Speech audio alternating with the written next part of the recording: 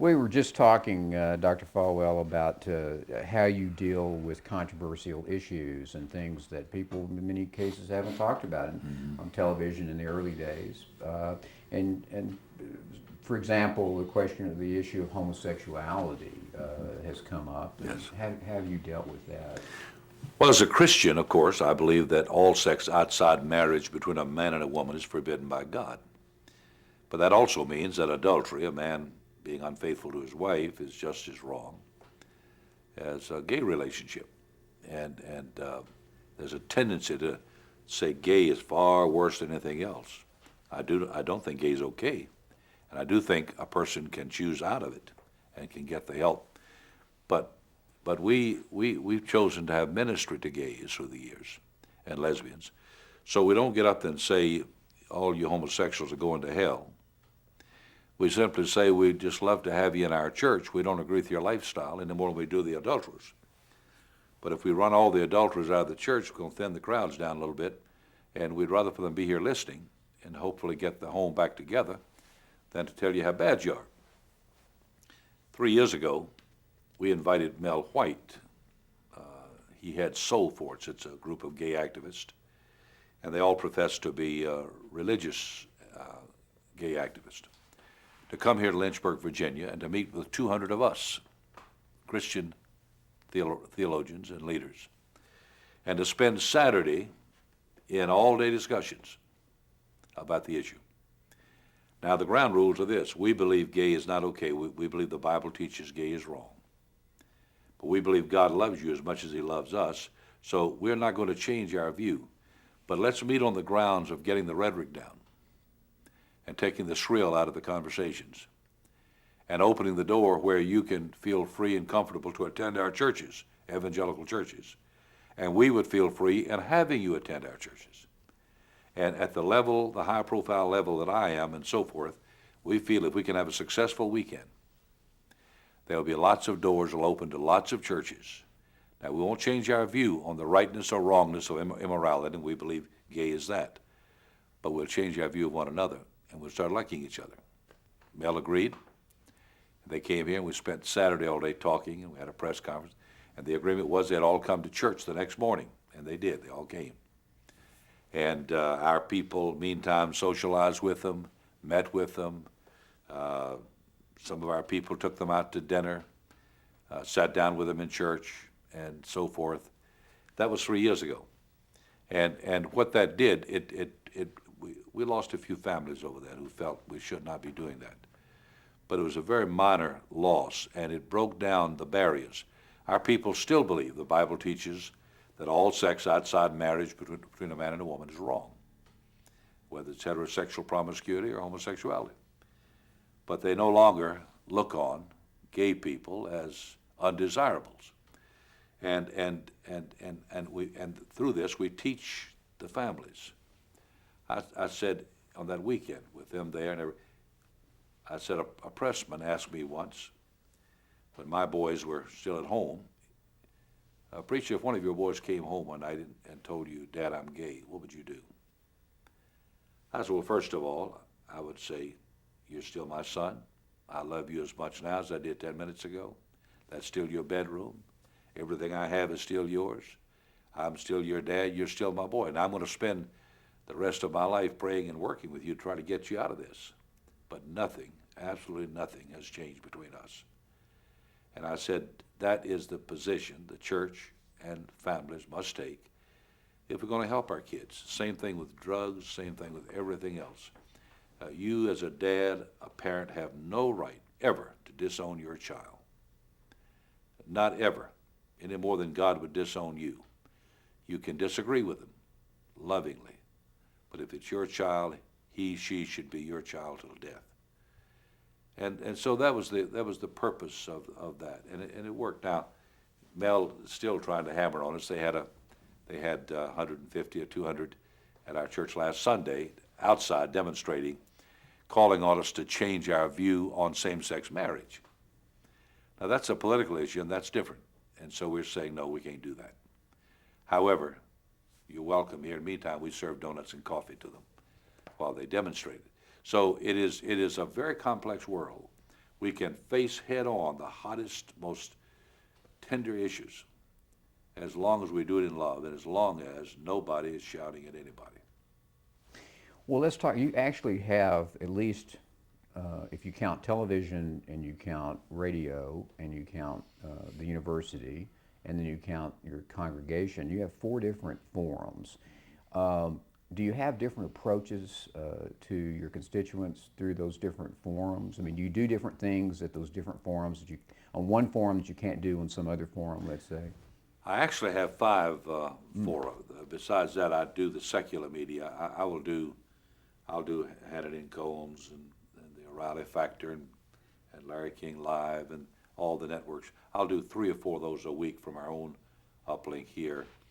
When they call, for example, they called yesterday because the Supreme Court decided to hear the Under God Pledge of Allegiance issue.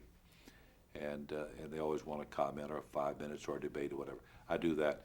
So that is a little different, but and the reason why our people are not sensitive to what they hear me say on Sunday is because in prime time they flip on, and I'm on with Larry King and Larry Flint, the pornographer, and I are discussing pornography, or somebody from Now and I talking about abortion, or somebody from a gay and lesbian group and are talking about homosexuality and same-sex marriage. So they know where I stand and what my view is. And some, for that reason, just would decide, I'm not coming there. But those who do come are already pretty well shell-shocked, and they've gotten over it. And they want to be there because they know what we believe. But the church is one platform, and there I minister to 24,000 people from age 1 day to age 104. One of my members died at 104 last week. And I must be always sensitive to the ministry. We have pastors who deal with the senior citizens. We have pastors that deal with children at every level. We have middle school pastors. We have senior high pastors. We have recovery groups. We have pastors who deal with people who are addicted to drugs, to sex, to you name it, a multitude of things. We try to build a ministry around every demographic, whether it's cultural, whether it's psychological or physical or racial or whatever, so that nobody is left behind. And we, about every few weeks, we find a segment we hadn't been aware of before, that we try to, how do we best approach that? We're a purpose-driven church, and our philosophy for 47 years has been to find out what the needs are and then create a program to meet that need. When we were taking a break, you were going to tell us a little story about Ted Kennedy, I think. Could you? Well, as I said, I'm a Reagan Republican, and Mr. Kennedy would be as far to the left from that as you can imagine. So he got a letter from me one day inviting him to join the moral majority. This was back 25 years ago. He smiled, and somebody from the press said, and it was a mistake, of course. It was a mass mailing, and he got one. And the press said, are you considering joining the moral majority? No. And they came to me. I said, I don't expect he will, but I would like for him to come down here to Liberty and tell us what he does believe. And next thing you know, we're on the phone talking. And so he comes down, and he speaks at Liberty. Now, I wouldn't bring him to Thomas Road, but I bring him down to Liberty, and he speaks, and then all our kids from Massachusetts have a special session with him later, a reception, in which they can talk to him and ask questions and all the rest. And he brought along with him his sister, Miss Smith. He brought, I think, a daughter with him, and they dined at our home with us before they speaking here, and that kind of thing. And that led into a relationship where later our family was invited to his home, and then I was in Palm Beach back when his mother was alive and alert, dedicating a 100-year-old chapel there, and she read it in the paper. And Teddy happened to be down there, and he said, tell him to come over here. want to see him. So I went over to see Rose, and she wanted me to talk with her and pray with her. And Ted came over and picked me up at the hotel. And she said, "Now I want you to know," telling me, "that I taught him better." Talking to Ted, I taught him that abortion is wrong. He went wrong after he left home. She just told him. And he was sitting there shaking his head. And he was under the gun with Mama. But she was a sweet lady. And so we became friends. And we still agree on motherhood, not much else. But we are friends. So I see my role as being a voice to the culture, and sometimes a voice crying in the wilderness. But I see myself as a bridge too, because I really think I could call Ted Kennedy right now and get anything that he could do for me done, and he could do the same with me. And we know how to be friends. Alan Dershowitz, I don't know of anybody to the left of Alan who lives in America. And he and I are on talk shows so often debating. But I write forewords for it. I write prefaces for his books. And he and I are friends. And I've invited him to come down. He's been too busy lately, but writing books. But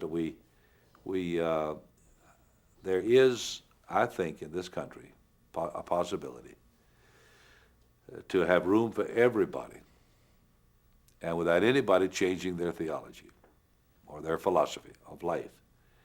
And I think that the people who do us the worst harm are the Al Sharptons and the Jesse Jacksons, and sometimes some of our conservative preachers. There's a guy, a reverend out in Kansas, Reverend Fred Phelps, who has a website, godhatesfags.com. That's the kind of thing that does more damage to America than anybody who's doing the bad things. Well, so I take it that, you know, you feel that your approach is getting us away, or is an attempt to get away from the demonization that we seem to have in politics and today in the culture. I mean, you obviously sound like you're a voice for trying to avoid this. Would you agree that there's a demonization of your enemy kind of approach in America today? Oh, huge. I mean, on both sides. In the last 3, 4, 5 years especially, we've got, right now, all 10 of the, well, 1 or 2 dropped out of the Democratic candidates, are focused on demonizing George Bush. We obviously have conservatives who are focused on demonizing the left. And I think at the end of the day, we accomplish so. You want to wait and let Horn stop train? There's no question that the Democratic candidates who want Mr. Bush's job have gone overboard, I think, to their hurt, attacking him and saying bad things about him. Likewise, on the right, we have the guys who beat up so terribly. I happen to like Rush Limbaugh. I like a lot of what he says, but he's been so arrogant and so tough that when a little chink in his armor came, instantly everybody put their foot on his neck. And the reason for it is that he has called them something other than gentlemen a few times, and they waited for the chance to kill him. I think we're far better off, in the middle of the fray, that we keep it off the personal level, and I think intelligent people today demand that. You mentioned that you had Ted Kennedy here at Liberty University, but you would not have had him at your church. Is there why? At church, people come to hear a spiritual message, a theological message, not a political one. And it'd be hard for Ted, I don't think, would want to come, because he wouldn't consider himself to have that message to bring. In 1965, you gave what is now a famous sermon, Ministers and Marches, Mm-hmm. and you took a stand against preachers taking political action. What What caused that speech to happen in 1965? And let's talk about how you've changed from. I was taught in Bible college, religion and politics don't mix, and that preachers of the gospel should not comment on, get involved in the political processes in any way. It was a wrong position, but it was one that we were indoctrinated in. We were taught that as young men. The liberal church had never believed that. The National Council, the World Council of Churches were very involved. The William Sloane Coffins were very involved in those days. But we were not, and we actually looked down on it. And when we were challenged during the civil rights days to get involved in marches, I said no. Preach, pray, practice it, stay out of the marches. What was the source of that feeling? Why? It was totally based on the teaching I'd received, that religion and politics don't mix, that we're going to alienate people. But where did that teaching come from? There was a generation of that before. After Prohibition, the church realized what a stupid thing that was, to have been caught up in Prohibition, that brought on the crime wave, that brought back the repeal of Prohibition. And the overreaction was no more involvement, out. And we youngsters caught up in those days were looked on, if we even discussed it or said we're going to vote for Ike, for Eisenhower, we'd get a bad letter on that. And so we were gun-shy. And we really and truly, except for the civil rights issue, Roe v. Wade was yet future. Voluntary prayer in the public schools was still there. Most of the front burner social issues today were non-existent then, civil rights being the only exception. And we all felt that's going to come out okay, and the church doesn't need to be involved. We were wrong. And we finally came to that realization. I came to it when I began, prior to that, baptizing black families. I began to realize what hostility there is over this, and what little justification. So the answer is that we were taught that. It was a mindset. And long since, by the time I got organized, the moral majority, we got the religious right so involved that we may have gone too far. Well, was there some particular event that you think kind of pushed things, kind of changed things? 1962, 63, the Shemp case and others that removed prayer and Bible reading from the public schools was certainly a disconcerting thing in the evangelical camp. But Roe v. Wade was the straw that broke the camel's back. When we legalized abortion on demand, we, like the Catholics, never thought that would ever be, not in this country, because we believe that life begins at conception from a biblical perspective. And there was very little science to prove that life begins much earlier than birth. Then there were no sonograms. Medical science didn't help us at all. We were totally a biblical position. But Roe v. Wade was the straw that broke the camel's back, and we all got to rethinking. And I began meeting with people that I respected to ask, like Dr. Francis Schaeffer, the late Dr. Schaeffer, and others, how can I get involved? I've preached against involvement. I've got a congregation who knows that I've preached against involvement.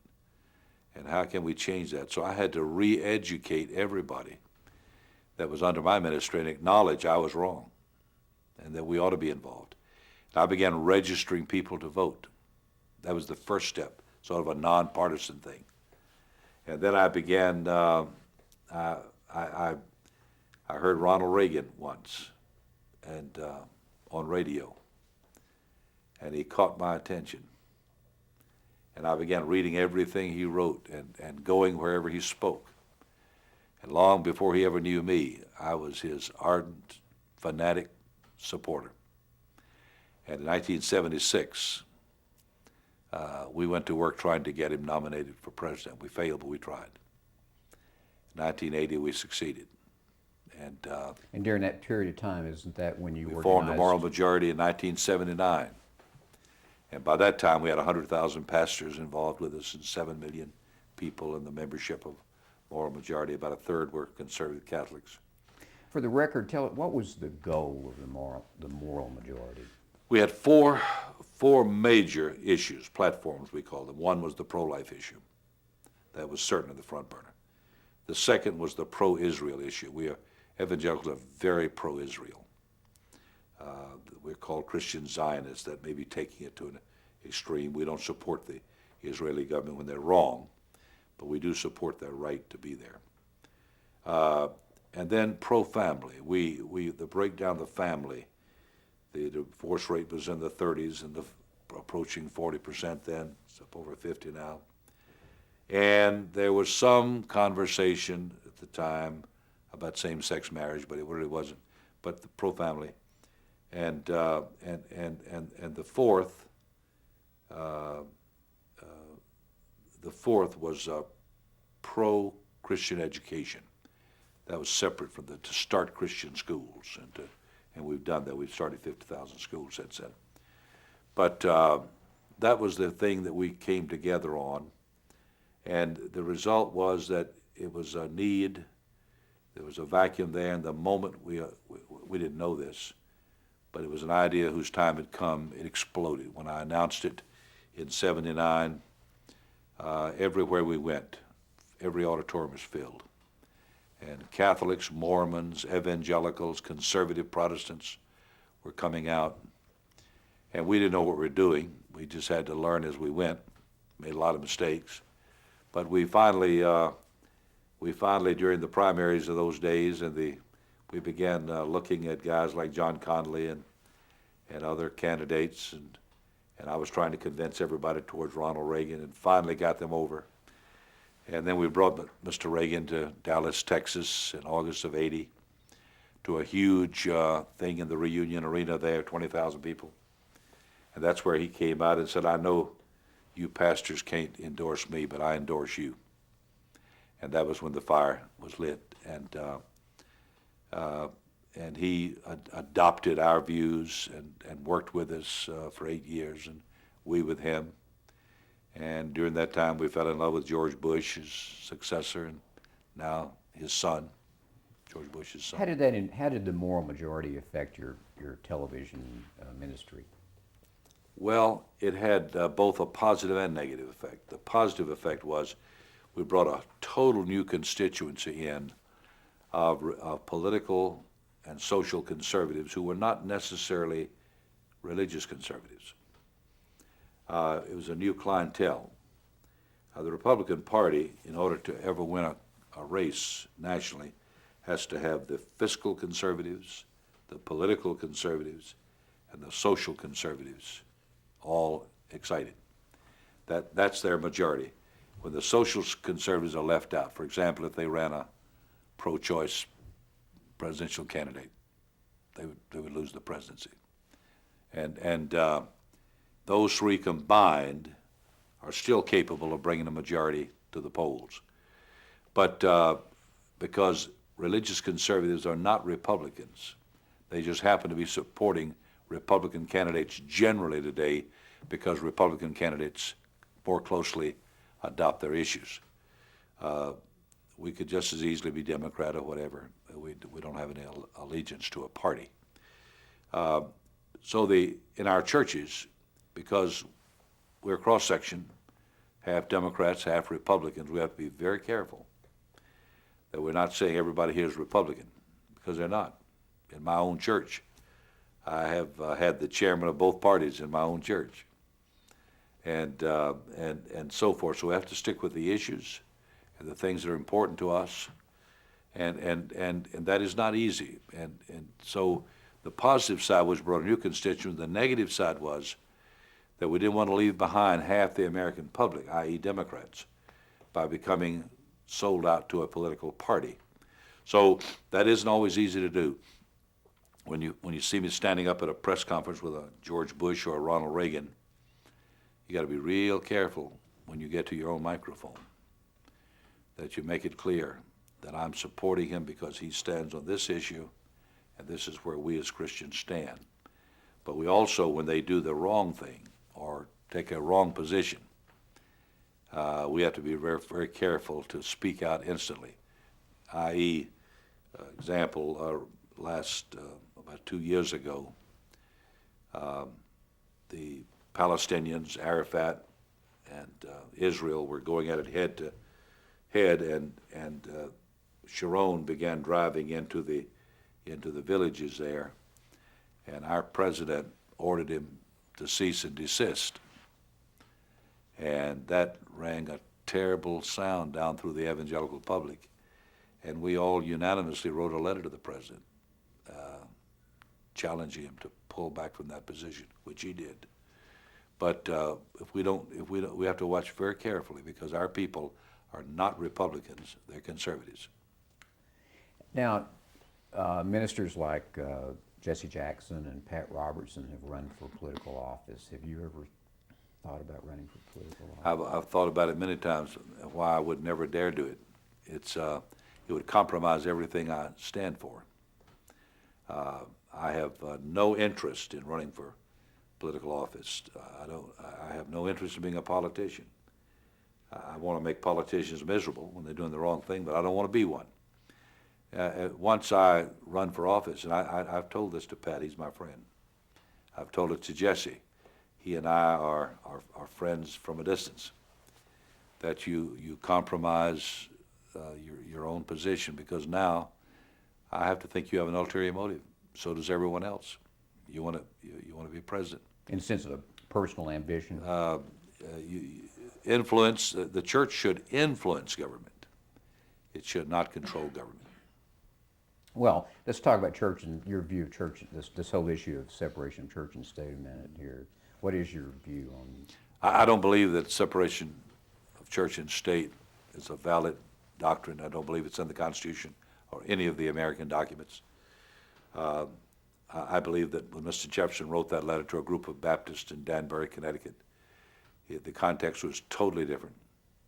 The purpose was to keep the government out of the church's business. I believe the First Amendment, Congress shall make no law respecting an establishment of religion, nor prohibiting the free exercise thereof, was intended to do two things only. The Establishment Clause will never have a state church like we had where we came from, the Church of England, not the Catholic Church, not the Baptist, never favoring one denomination over another. And the Free Exercise Clause government will never tell people how to worship, when to worship, where to worship, or if to worship. And that's all the First Amendment was intended for.